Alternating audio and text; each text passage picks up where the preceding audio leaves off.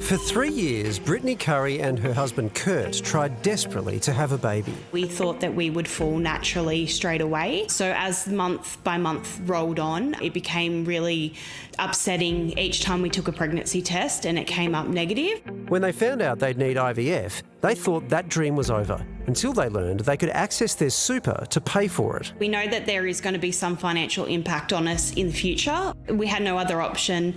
We needed to use that avenue.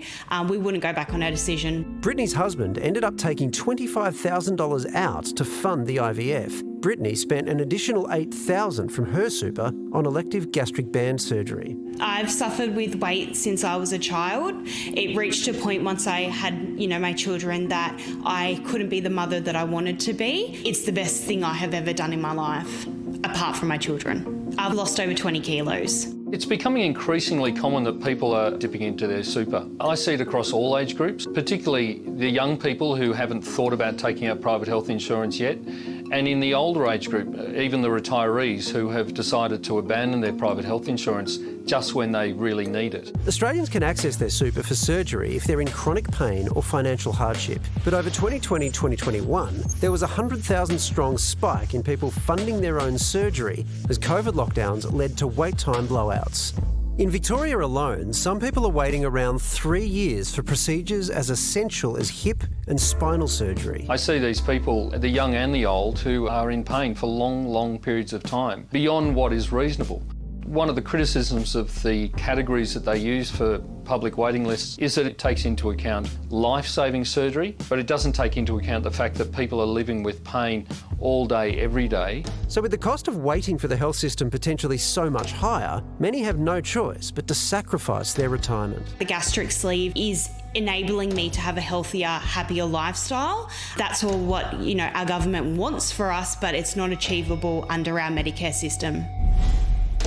So the first and most obvious observation is it's a real indictment of the state of the queue. I mean, if people are, especially for really serious things like hip replacements, if you're not getting that and you have to wait years and years and years, it's no wonder people are making that decision. And then think of if something goes wrong, complications, like the cost could add up well beyond what you've anticipated, and that's incredible. And our healthcare system is meant to be the envy of the world, and Medicare is meant to cover all of these things, and it's looking eerily like the US, I think, the closer we look. Yeah, and COVID, I think, didn't help because a lot of surgery got shut down, even at times where caseloads were quite low, and so you didn't clear a backlog, and so that's amplified. But isn't this just kicking the can down the road?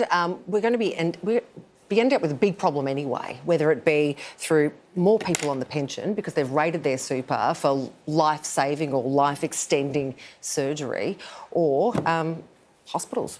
Yes. Because what's $20,000 now is going to be a lot more down the track if it stays in your super. And also, what's a medical sort of a necessary treatment? I mean, there are things like hip and knee replacement, but then there's a tummy tuck. And so it seems like there's not a workable definition at this point. What do you do, guys, if you've been an unemployed comedian for 10 years and you don't have any super?